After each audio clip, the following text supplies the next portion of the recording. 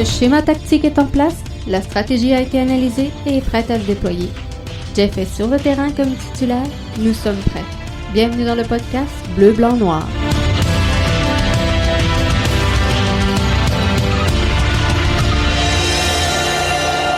Alors, bonsoir tout le monde, bienvenue à ce podcast Bleu, Blanc, Noir, débrief du match du 15 décembre 2020 alors que l'Impact de Montréal tire une victoire 1-0 face à CD Olympia. Par contre, l'Impact avait besoin d'au moins 2 buts suite à cette défaite de 2-1 aux mains du même CD Olympia en mars dernier, ce qui fait donc que c'est terminé pour l'Impact de Montréal en Ligue des champions de la CONCACAF. C'est maintenant chose faite. Je veux vous donner le temps d'arriver, que vous soyez sur Facebook, sur Twitter ou encore via Periscope. On va essayer d'entrer également sur Twitter dans quelques instants, pas sur Twitter, mais sur YouTube. Donc, ça devrait être fait à partir de maintenant. Donc, on est là sur Facebook, sur Twitter et sur YouTube. Je veux vos commentaires, premièrement, à chaud sur cette rencontre-là, le temps que vous arriviez et que vous preniez place et que vous me laissiez les premiers commentaires. Si je regarde les clés pour remporter ce match-là, si vous avez écouté notre dernier podcast, j'avais décelé Amar Sejdić comme étant une des clés qui aurait permis à l'Impact de Montréal d'emporter cette rencontre-là. Je pense qu'on a eu un gros match d'Amar Sejdić. Beaucoup de pression avait été mise sur ses épaules, lui qui devait prendre le rôle et la place de Bojan dans cette rencontre-là. Donc, des chaussures quand même pas faciles à chausser, mais Amar Sejdić a répondu quand même présent à cette rencontre-là et je pense qu'il l'a bien fait. On parlait de latéraux qui allaient agir en piston et être très efficaces. Je pense qu'on a beaucoup joué du côté de Zachary Broguillard sur le couloir droit pour permettre d'amener ces ballons-là au centre. Ça n'a pas été facile pour Zachary Broguillard en début de rencontre. Ça s'est replacé un petit peu plus tard dans le match. On a très peu joué sur le corridor gauche, donc peut-être pas assez de changements. À un moment donné, on a essayé beaucoup de pénétrer par l'axe et on a vu quand même, somme toute, des bons résultats. Mais les latéraux devaient donc jouer ce rôle-là de piston et on sentait par moments Zachary Broguillard un peu en retard sur les séquences de jeu où il aurait pu amener un appui beaucoup plus lourd et précise à l'Impact de Montréal. L'autre clé pour l'emporter, et c'est celle qui a fait échec chez l'Impact de Montréal ce soir, c'est de marquer très tôt dans cette rencontre-là. L'Impact n'avait pas d'autre choix que de prendre la mesure rapidement du CD Olympia dans cette rencontre-là.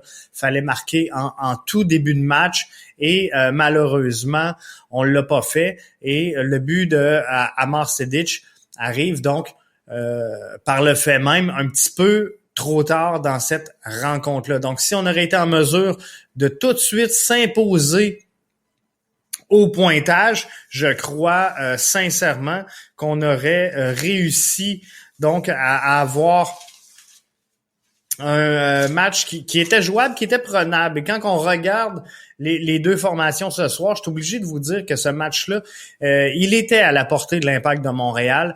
Il y avait une possibilité d'aller chercher ce match-là et de remporter la victoire.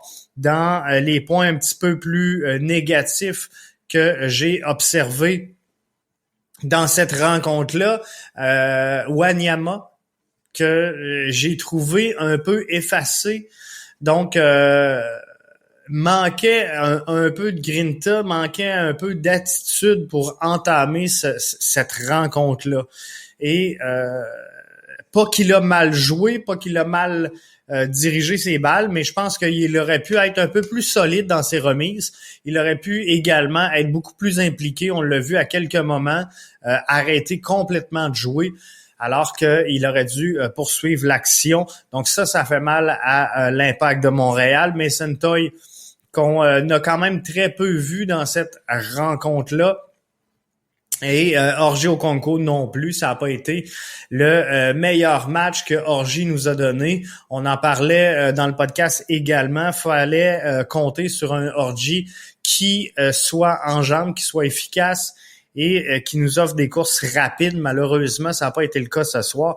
Et ça aussi, ça explique un peu le portrait de cette défaite-là de l'Impact de Montréal. Par contre, je pense que, somme toute, l'Impact nous a quand même présenté un bon match, une bonne rencontre, mais on aurait pu clairement arriver à un meilleur résultat. Ça, c'est clair, c'est définitif. Et si on regarde les statistiques rapidement de cette rencontre-là,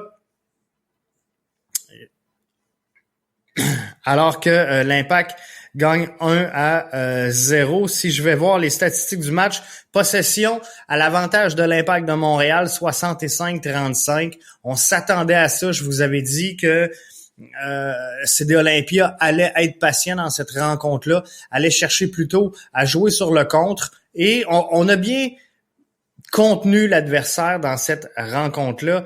Donc ça, malgré tout, ça a bien été. 18 tirs en direction de la cage de Clément Diop pour le CD Olympia. Un seul a été cadré. Et ça, c'est bien. l'Impact s'en tire avec 5 tirs cadrés. Donc, ça, c'est le fun. Mais les grandes chances de marquer 3 par l'Impact de Montréal et 3 grosses occasions manquées, ça, c'est des statistiques qui ne pardonnent pas, surtout dans un match comme celui-là. On voulait que l'Impact circule le ballon, on voulait que l'Impact construise le jeu et c'est ce qu'ils ont fait avec 530 passes versus 289 pour l'adversaire, 83% de taux de précision alors qu'il est à 75 chez Olympia. Je pense qu'il y a un net avantage au niveau de l'Impact à ce chapitre-là. Donc ça, c'est une bonne nouvelle pour l'Impact de Montréal. Dans cette rencontre-là, je dénote une belle entrée en la matière pour Anthony Jackson-Hamel. On savait pas trop qu'est-ce que ça allait dire. Moi, je suggérais à Thierry Henry de l'utiliser pour un gros 20 minutes et je pense que le temps qu'il a donné, il a été efficace. Et on a vu Anthony Jackson-Hamel s'impliquer également défensivement, à venir essayer de reprendre des ballons, entre autres sur une séquence qui me revient rapidement en mémoire, où il remet le ballon en retrait un petit peu trop mou. Donc, il a tenté d'aller récupérer cette balle-là pour pardonner son erreur. Et ça, c'est le genre de move qu'on veut voir chez l'Impact de Montréal. C'est le genre de point important où il faut absolument que les joueurs soient engagés. Et ça, c'est une bonne chose. Donc, c'est terminé pour la saison MLS, pour la Champions League. L'Impact de Montréal, à partir de ce soir, se tourne donc vers la prochaine saison MLS qui devrait débuter quelque part au mois de mars. C'est encore trop tôt pour vous dire comment ça va déboucher avec cette pandémie, avec les vaccins, avec les frontières. C'est difficile à ce moment-ci de spéculer sur ce que pourrait avoir l'air la saison 2021 du côté de la MLS. Donc, on va suivre quand même pour vous tout ce qui va se passer. Et on va essayer de vous livrer le plus rapidement possible toute l'information là-dessus. Moi, ce que je dénote, c'est qu'on a vu ce soir un Jean-Aniel Assis faire son entrée à 16 ans sur un terrain de MLS. Et ça, c'est de bon augure pour l'Impact de Montréal. L'Impact a également signé, je vous le rappelle, Kamal Miller, obtenu donc ce soir en échange pour Austin. Donc, j'ai donné les chiffres tantôt. On est revenu un peu sur cette transaction-là qui amenait Miller chez l'Impact. Donc, défenseur central de 23 ans, 225 000 en gamme et un premier choix de premier tour au Super Draft 2021. On sait que l'Impact parlait 11e dans ce Super Draft-là. Donc, c'est le 11e choix. Il y a une gamme conditionnelle reliée à tout ça de 50 000 $. Un défenseur central, donc, de 6 pieds, 185 livres, a représenté le Canada à 5 reprises et est en mesure, donc, d'être titulaire dès maintenant dans un match de la MLS, puisqu'il l'a été à 23 reprises avec Orlando, alors qu'il était présent pour 28 rencontres. Alors ça, c'est un bon signe. Un bon signe quand on regarde un assis qui rentre dans cette rencontre-là et qui démontre quand même une belle assurance. Hein. Il a hésité une fraction de seconde près de la boxe. Ça, il aurait aimé revoir la séquence, je pense, mais on peut pas y en vouloir vu son stade, vu son développement, vu le moment où il est, vu l'ampleur du match, vu la pression qu'il avait. Mais on veut voir ces jeunes-là concrétiser ces gestes-là qui peuvent mener directement à un but assez rapidement. Mais c'est une belle entrée pour Assis dans cette rencontre-là. Donc, mine de rien, l'Impact de Montréal, qui a une formation très jeune au moment où on se parle, devrait... Il y a beaucoup de rumeurs présentement, beaucoup de spéculations qui se promènent sur qui pourrait venir en renfort chez l'Impact de Montréal. Il y a une rumeur persistante avec un joueur de Chicago qui est Jordi Mihailovic, qui serait vraisemblablement donc échangé à l'Impact pour plus ou moins 800 000 $, donc un milieu de terrain offensif à 22 ans. Faudra voir comment tout ça va débouler, mais l'Impact signe au moment où on se parle un beau projet soccer pour la saison prochaine. C'est des signes encourageants, je pense, qu'on a vu ce soir. On va avoir une formation qui, somme toute, sera en mesure d'être compétitive sur les terrains de la MLS.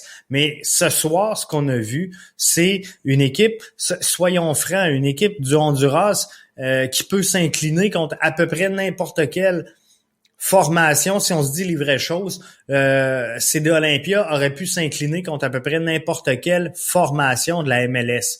Ils ont réussi à contrôler donc l'Impact de Montréal, mais je pense que c'est le premier match surtout qui nous fait mal dans cette série-là. De gagner ce soir 1-0 pour l'Impact, je pense que c'est juste. Je pense que ça reflète bien l'état d'esprit dans lequel était cette formation-là ce soir. Mais par contre, l'Impact n'aurait jamais dû s'incliner 2-1 au stade Saputo, au stade olympique en mars dernier. Alors, il était là le problème. L'Impact aurait pas dû entamer le match de ce soir avec un différentiel négatif. Et je pense que c'est là maintenant. Est-ce que c'est l'arbitre? Est-ce que c'est le péno de Jackson du premier match? Il se passe tellement de choses en 90 minutes de jeu que c'est difficile d'établir quelle séquence aura coûté la présence en demi-finale de la Ligue des champions de la CONCACAF pour l'Impact de Montréal. Comprenez que ce soir, sur à peu près 12 séquences, on peut se dire, ouais, jouer différemment, ça peut conduire à un but et l'Impact s'en va en tir de barrage pour avoir accès à ce final-là. Donc, il y a tellement de facteurs, on peut pas mettre l'accent sur une seule séquence de jeu et dire voilà, c'est pour cette séquence, c'est pour cette erreur-là qu'on a perdu. Surtout, c'est 180 minutes de jeu parce que c'était 2 matchs. Faut regarder donc qu'est-ce qui s'est passé en détail. Ceci étant, je pense que ça fait le tour de cette rencontre-là. On va faire un débrief plus profond demain soir 20h. Je vous invite à être là, à être des nôtres pour ce débrief officiel-là. Merci à la gang d'RDS pour cette rencontre-là. Et merci à tous nos auditeurs, tous nos auditrices qui sont là, qui nous suivent, de plus en plus nombreux.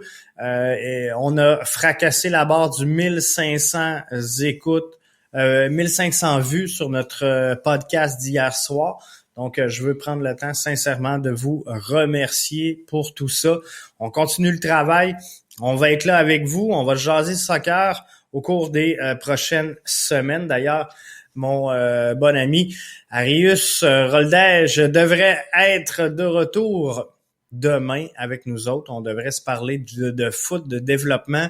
Sûrement un petit aparté sur ces clubs qui ont été nommés, qui ont eu la reconnaissance, la licence nationale, c'est ça que je cherchais.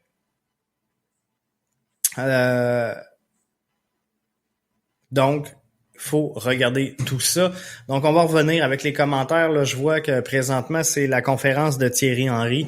Donc, on va noter tout ça, on va analyser tout ça et on vous revient demain avec le débrief complet. J'espère que malgré tout, vous avez aimé votre match. Je pense qu'on y a cru. On y a cru jusqu'à la fin. 4 minutes additionnelles, c'était peut-être pas assez dans les circonstances. Je pense que l'arbitre aurait pu être plus généreux. Pour moi, la meilleure performance du match chez l'Impact de Montréal, c'est sans aucun doute Amar Sejdić qui a joué un gros match dans plusieurs facettes du jeu. Donc, je pense que c'est une bonne chose. Et performance à oublier, je dirais, Mason Toye et bien sûr Victor Wanyama. Je pense que ça aurait pu être mieux. Autant d'un cas que de l'autre. Mention également à Orji Okonkwo qui aurait pu, selon moi, en faire un petit peu plus dans cette rencontre-là. Mais ceci étant, les jeux sont faits, comme on dit, et l'Impact, donc c'est terminé et en MLS et en Ligue des champions. Donc, on se retrouve demain soir, 20h, pour une nouvelle édition de votre podcast BBN.